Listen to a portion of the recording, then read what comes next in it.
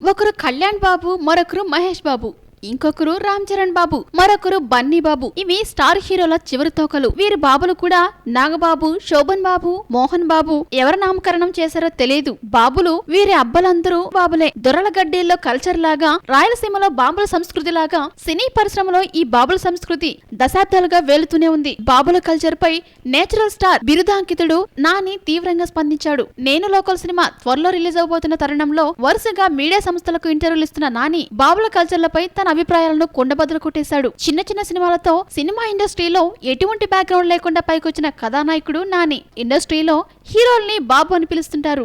అయితే అది నాకు సింక్ అవుతున్నారు నాని.